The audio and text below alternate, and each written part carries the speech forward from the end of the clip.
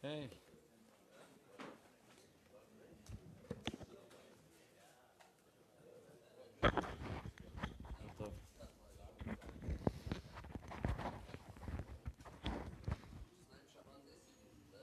All right, good morning, gentlemen. Boker Tov to everybody. Dedicating the shiur Leilu Nishma Devorah Fege Bat Shemuel, Ora Devorah Bat Shemuel, Leah Bat Yosef, and Esther Rivka Bat Avraham. And also breakfast today is Leilu Nishmat Rabbi Abba Elbaz Rav Shalom. Yeah, so have in mind for the berachot. You know, on Yom Kippur, at the time of the Beit HaMikdash, the Kohen Gadol had a special prayer. And the special prayer was that he was begging to HaKadosh Baruch Hu not to hear the prayers of Ovrei Derachim, of the people that might be walking on the, traveling from one city to another, yeah, not to hear their prayers. Why not to hear the prayers? Because of the rain. Because of the rain. They will pray that they don't want to get wet, right? In the middle, there was no umbrellas back then. Yeah, they don't want to get wet. And unfortunately, because of their prayers, God will not bring down rain. So the Kohen Gadol, the holy day and the holiest day of Yom Kippur, he was praying that please God don't hear their prayers and bring down rain. Rabotai, obviously you may ask yourself, what's going on over here? First of all, why he prays only about the people that are traveling? Why he doesn't pray about, all the people that are asking things that are secondary and have no sense? And second of all, Yom Kippur, that's what he used it for. Such a amazing day that you can ask for whatever you want. HaKadosh Baruch Hu is the most closest possible. What are you asking for? Please God, don't hear their prayers.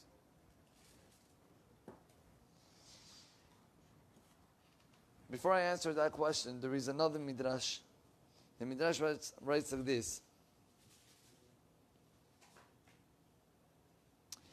יפה תפילת החולה על עצמו וממהר איתי להתקבל. The midrash writes, it's better a prayer that a sick person prays about himself than what other people pray for him. And his prayer, the prayer of the sick person, is memaheret leitkabel. It's quicker to be accepted than the prayers of others. Now, I will say to myself again, I can understand that this person is praying, but when other people are praying, it's more zechut, no? It's more of a power that the tzibur is praying for this sick person. So why the midrash tells me that really the prayers of the sick person are better than the prayers of all the rest of the people? Rabbi, the answer is one. And the answer is that from here we see that when a person prays and his prayers are totally l'shem shamayim, that he trusts only on HaKadosh Baruch Hu, no one can break this type of prayers. And this type of tefillah always will be accepted. You can imagine this person that is walking and traveling from one city to another. What is going to do? What he can do? He sees already the clouds arriving, and they're really dark clouds. What is he going to do? He doesn't have anybody to trust on. He doesn't have where to hide. He doesn't have to who call and to who complain. There's only HaKadosh Baruch Hu. It says when a person prays, having in his mind that only HaKadosh Baruch Hu is the one that helps, this prayer always is getting accepted. And you need Yom Kippur Kohen Gadol to pray to stop his prayers. Because if not, it's not going to be possible to stop him. And it's amazing. That's the reason why a person who is sick, his prayers are getting much closer. You know why? Because only him can really understand that the only one that can heal him and give him a refuah shlema is HaKadosh Baruch Hu. No doctors and nobody. Only HaKadosh Baruch Hu. That's why we said, Anna Hashem Moshi'ana. Anna Hashem Moshi'ana. Why do we say Anna Hashem Moshi'ana? To understand that the Yeshua, the Hatzalah, the salvation comes only from HaKadosh Baruch Hu, from Borei Olam. I saw something very nice. They said that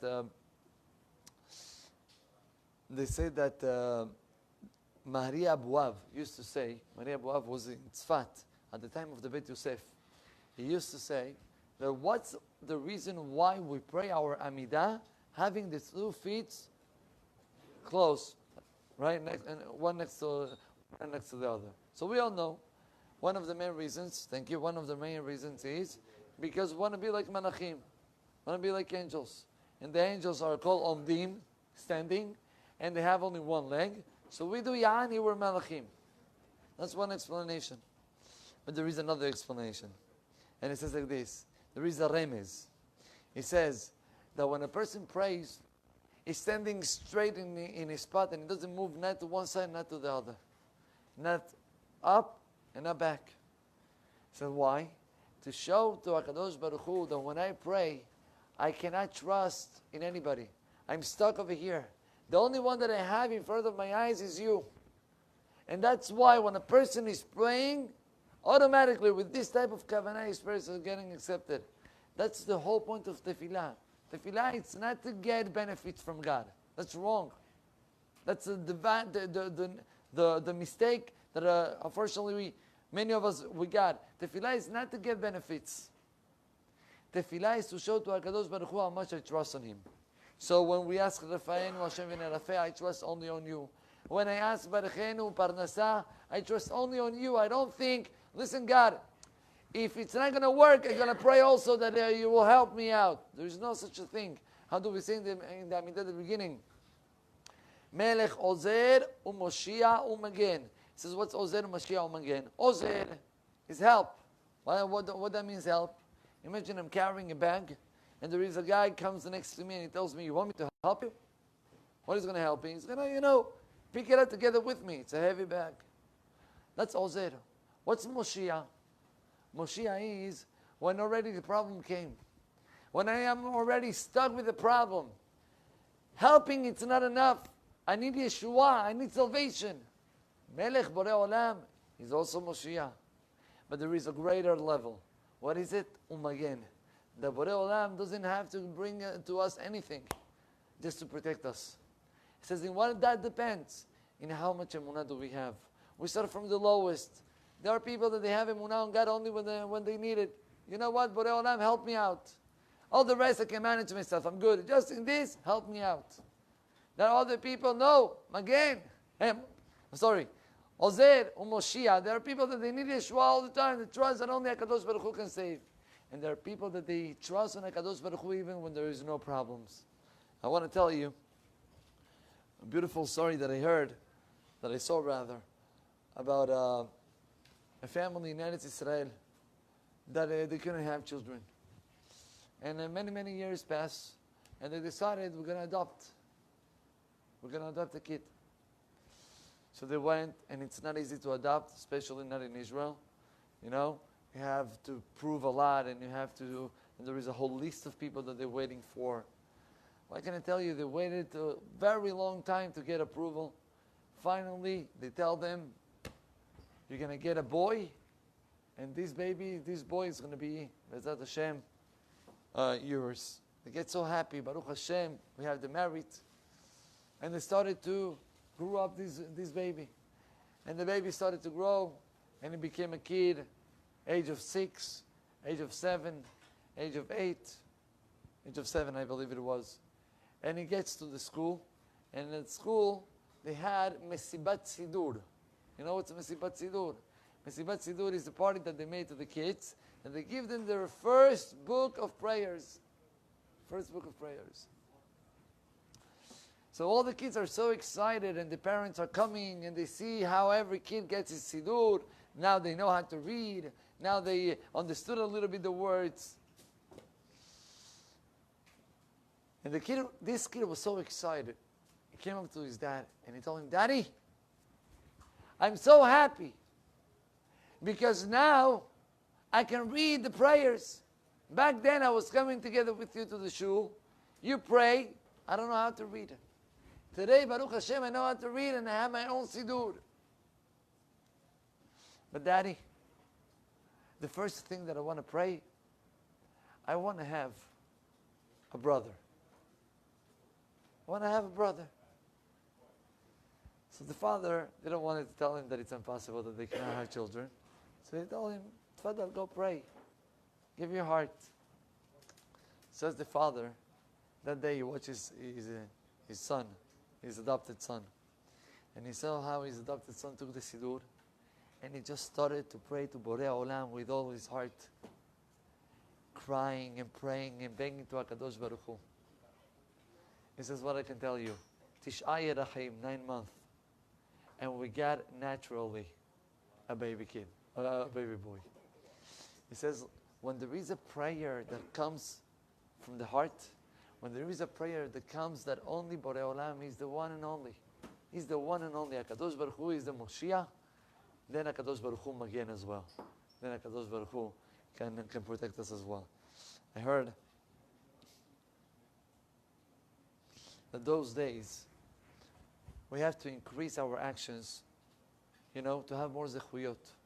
Because we don't know which zechut can give us a good ktiva, a good hatima on Rosh Hashanah.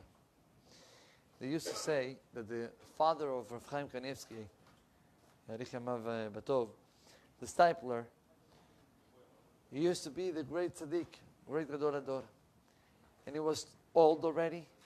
And not only was old, but people, mamash, they were coming to him day and night. No rest. The people were coming and asking berachot and questions and answers and stuff. One of his grandsons saw his grandfather that is so tired, and he sees how many people are coming. He was standing up and he was locking the door of the room, of the house. And that his grandfather, the stipler, can rest a little bit and learn Torah. The stipler realized the people were not coming. So what is this? He stood up and he went and realized that the door was locked. He opened it. He opened it by himself. People saw the stipler opening the door. Everybody was coming in again. And again the grandson did the same thing. He realized too many people. He was locking the door. And the stipler was standing up and unlocking. And I did that a few times. One of the days, the grandson feel bad that he's causing his grandfather to stand up every day. He went to his grandfather and told him, Grandpa, I'm doing it for your health. I'm doing it, to be able to give you more tranquility and to be able to sit down and learn. Said the stipler to his grandson, I don't understand you. Why do you think that I am married to leave? Why? Because of my own merits? I don't know. Probably it's because there's a chut of all the people that are coming to ask me questions and I'm able to answer them. So Borei Olam is giving me more and more life. You want to close and lock up this zechut? What's going to be with me? Rabotai, we don't know what are the zechuyot that are going to save us. So we come to HaKadosh Baruch Hu and we're using all of what we have. All what we have. If it is chesed, if it is shiurim, if it is divrei Torah, if it is learning, if it is tefillah, if it is tzedakah, if it is mitzvot, whatever we have in our pockets, we have to use it. Because we don't know which zechut can help us.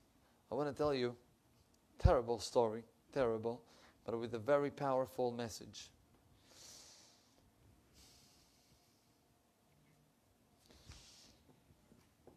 There was a man, a rabbi, Rosh Yeshiva, who took all his students to one of the Gedolim. To who? To the same stipler that I told you.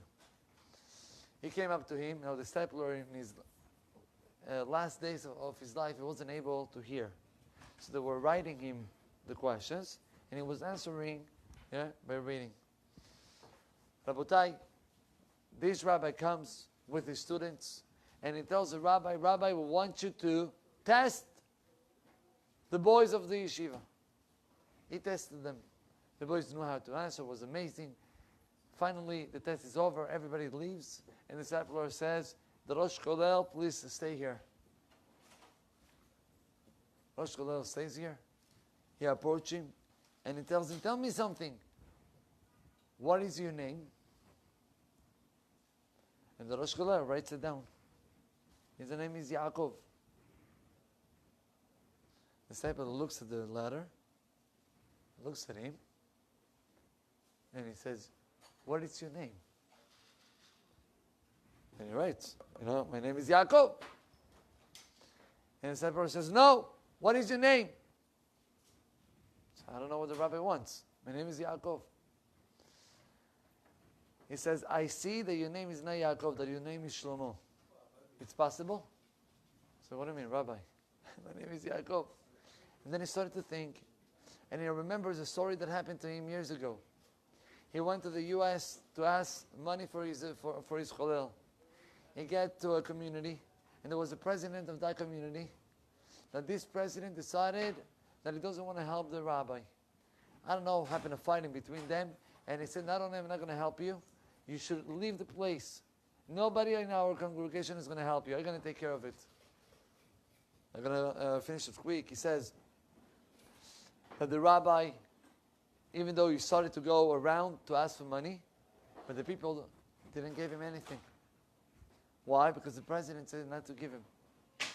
He had to leave to another city. He got to another city. He found a guy that was mamash, was giving him a lot of kavod, and he told him, "Listen, I need some help." And these men gave him a check with a large amount. The check was given, and once the check was given, he sees that the check got canceled. Why did the check get canceled?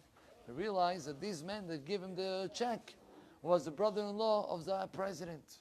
And the president, when he realized, he called him, and they canceled the check. He says that these men became so sad, the rabbi became so sad. A few days after, this president passed away. So the rabbi, the Rosh Chodesh, asked the stapler, "I know that the name of this man was Shlomo, but I don't know if have something to do with me." He says, "Of course I have to do. You were supposed to pass away a long time ago. And the reason why you're living is the life of this man Shlomo. That Borei Olam took his life because he's not giving you charity, and now you're having the life of Shlomo." He says, "Rabbi, what that means?